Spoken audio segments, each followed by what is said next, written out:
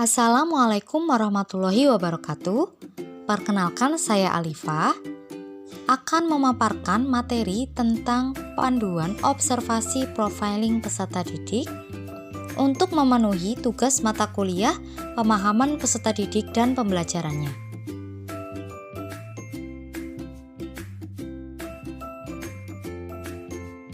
Adapun tujuan dari observasi profiling peserta didik ini yaitu dengan kita mengetahui profil peserta didik, kita dapat memahami karakteristik dari peserta didik yang ada di kelas. Hal tersebut akan membantu kita sebagai pendidik dalam mengelola kelas dengan baik, serta memberikan pembelajaran yang sesuai dengan karakter para peserta didik di kelas, sesuai dengan kebutuhan mereka. Yang pertama, aspek fisiologis. Terdapat beberapa pertanyaan yang menjadi panduan dalam observasi, yaitu apakah tinggi dan berat badan peserta didik dipantau secara rutin? Apakah setiap peserta didik mempunyai tinggi dan berat badan yang sama rata? Apakah berat badan peserta didik proporsional sesuai tinggi badannya? Yang menjadi faktor perbedaan perkembangan fisik peserta didik? Apakah peserta didik sudah mengalami fase pergantian gigi sesuai usianya? Apakah peserta didik mengalami perkembangan tulang yang normal? Yang kedua, aspek kognitif. Apakah peserta didik mampu dalam mengingat dan berpikir logis? Apakah peserta didik memahami konsep sebab akibat secara rasional dan sistematis? Apakah peserta didik dapat berkonsentrasi pada banyak aspek yang dipelajari pada saat situasi yang sama? Dan apakah peserta didik sudah secara sadar mengerti bahwa terdapat materi yang sulit dipelajari? Bagaimana usaha peserta didik ketika mengalami kesulitan belajar? Selanjutnya, aspek minat. Apa saja faktor yang mendorong minat belajar peserta didik? Apakah ketertarikan pada mata pelajaran bisa mendorong minat belajar peserta didik? Apakah perhatian guru dapat mendorong minat belajar peserta didik? Yang keempat, aspek sosio-emosional. Apakah peserta didik mengalami perubahan emosi karena hubungan dengan orang lain? Apakah peserta didik mampu menunjukkan sikap empati dan peduli pada teman dan lingkungannya? Apakah peserta didik mudah berinteraksi dengan sesama teman saat bermain? Apakah peserta didik mudah untuk bergaul dengan sesamanya? Apakah peserta didik mampu mengendalikan emosi yang ada pada dirinya? Apakah peserta didik mampu bekerja sama dengan teman? Yang keenam, aspek motivasi. Apakah peserta didik sudah memiliki motivasi belajar? Apa saja motivasi peserta didik untuk mengikuti proses pembelajaran? Upaya apa saja yang dilakukan peserta didik dalam mewujudkan motivasi belajarnya? Apakah peserta didik memerlukan adanya penghargaan? Apakah peserta didik pernah malas belajar? Apa yang menyebabkan peserta didik tidak malas dalam belajar? Yang kelima, aspek moral. Apakah peserta didik mampu menghargai dan menyayangi sesama peserta didik? Apakah peserta didik mampu menghormati guru, teman, dan keluarganya?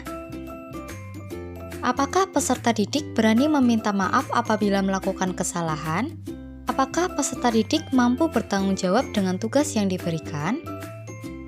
Apakah peserta didik mampu membuang sampah pada tempatnya tanpa harus diminta oleh guru?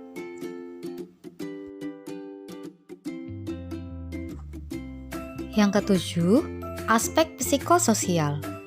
Apakah peserta didik merasa malu saat berbicara di depan guru dan teman-teman? Apakah peserta didik bertanya kepada guru atau orang lain saat mengalami kesulitan? Apakah peserta didik meniru apa yang dilakukan oleh orang tuanya?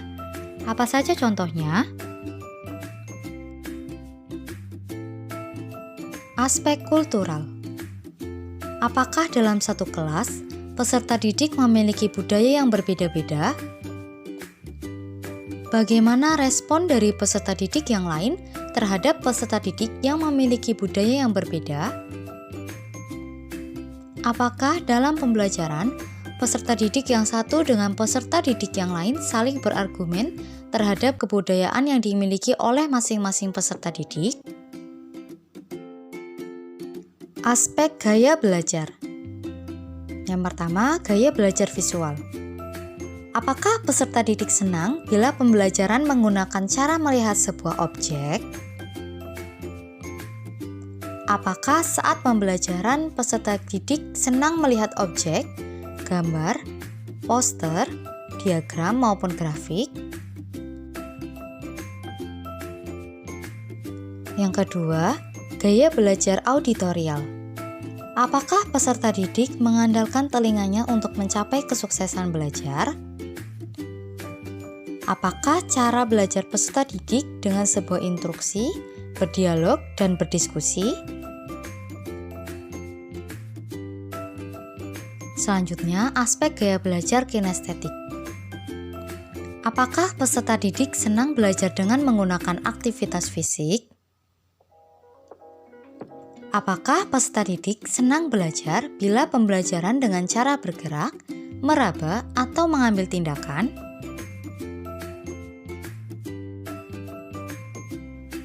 Aspek perkembangan selanjutnya, aspek etnik. Suku apa saja yang terdapat dalam kelas tersebut? Bagaimana respon peserta didik lain kepada peserta didik yang berbeda suku? Apakah peserta didik membedakan teman yang berbeda suku dengan dirinya? Apakah peserta didik yang berbeda suku dibedakan oleh guru dan teman-temannya? Selanjutnya, aspek motorik. Bagaimana kemampuan motorik halus peserta didik? Bagaimana kemampuan motorik kasar peserta didik? Bagaimana pengaruh kemampuan motorik peserta didik dalam mengikuti proses pembelajaran? Aspek status sosial. Apakah pendidikan terakhir orang tua peserta didik? Apakah jenis pekerjaan orang tua peserta didik? Apakah jenis transportasi yang digunakan peserta didik ketika ke sekolah? Apakah peserta didik sudah memiliki gawai sendiri? Apakah lingkungan tempat tinggal peserta didik merupakan lingkungan yang baik? Aspek kemampuan awal. Apakah sebelum kegiatan pembelajaran, peserta didik sudah melakukan persiapan belajar? Apakah peserta didik yang satu dengan yang lainnya memiliki kesamaan dalam taraf kesiapan belajar? Apakah peserta didik mengikuti pretest yang diberikan oleh guru?